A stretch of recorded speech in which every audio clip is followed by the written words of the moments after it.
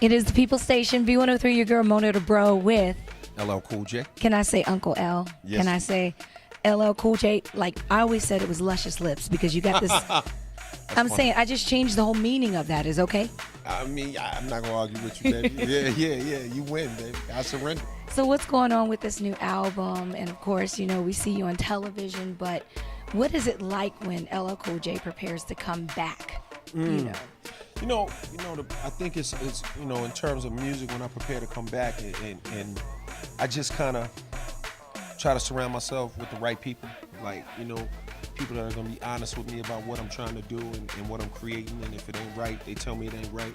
And this time I got my man Bimmy to co-executive produce the album with me, and I just wanted him to be honest, make sure that I wasn't making decisions in a vacuum, you know what I'm saying, because I make two different types of albums, you know what I'm saying? I make albums where I'm just kind of in my own zone doing my artistic thing, Right. and I do albums where I'm really trying to touch the culture, and I really want the people to feel it and enjoy it, and I want to make their lives easier for them. So sometimes I'm a little selfish with the music, and sometimes I'm really trying to be giving and make sure that people enjoy it. This time, it's for the people, it's for the culture. So I just want them to be honest and make sure that people can love it, and I think we're in the right zone right now.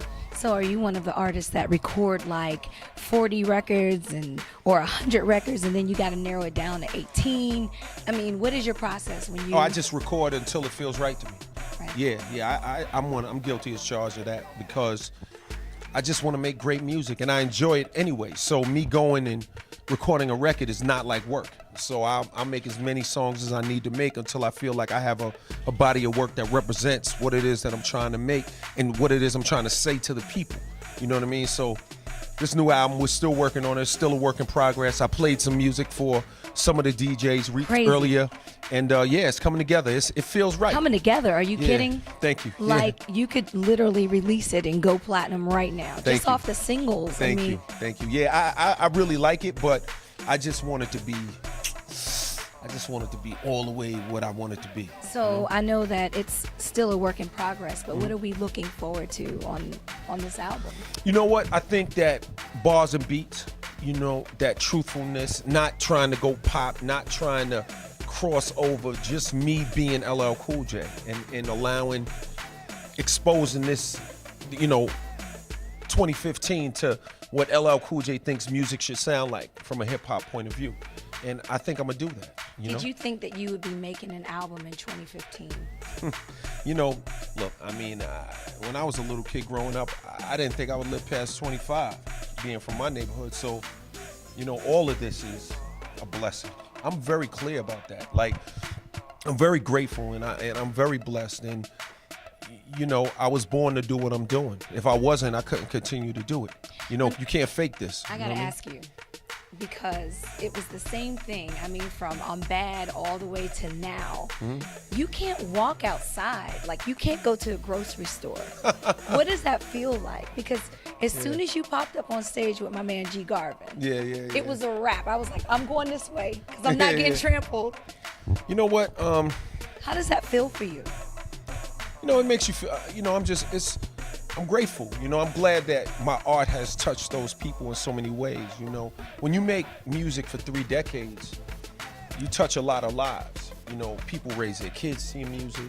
People get pregnant to your music. People have it partied. real. They've graduated. They've done weddings. It's all kinds of things. You have people whose mothers love the music and they were little kids with pajamas with the feet in the bottom listening to my music. mother kissed you one time. You see what I'm saying? That's my personal story. So, it just feels, it's a blessing. It's a blessing. It just feels great. And I love seeing the people. I love that. Like, no matter what I do TV-wise and hosting and all the different things I do, there's nothing like 2 things. 1, hearing my record on the radio, and 2, getting on stage and doing that thing. You know what I mean? I gotta ask you, you've been all over the world. What was your most memorable experience? Like, who did you meet that was like, you remember to this day and it was like, wow, I met that person? It's funny you say that. The most memorable experience for me was doing a concert in Africa for about, maybe between 30 and 100,000 people, according to how you count it, who's inside and who's outside, so, of the place we were playing. And the show lasting for about 3.5 minutes because it got so crazy and the crowd being satisfied with it. Yeah, They were cool with it. It was good. It was good. Wow. Yo, it was like the craziest 3.5 minutes you ever seen in your life. It was like, you saw that movie Project X? Wow. It was like, just imagine Project X in Africa with 100,000 people. It was great. The best Wow. 3.5 minutes you ever seen. Well, Unbelievable. The best is yet to come, Thank you. especially with this album. Thank you. It is a work in progress, but do we have a date? Do we know? No, there's no date right now because I just, when I feel it's ready, I'll pick a date. Not yet. No date.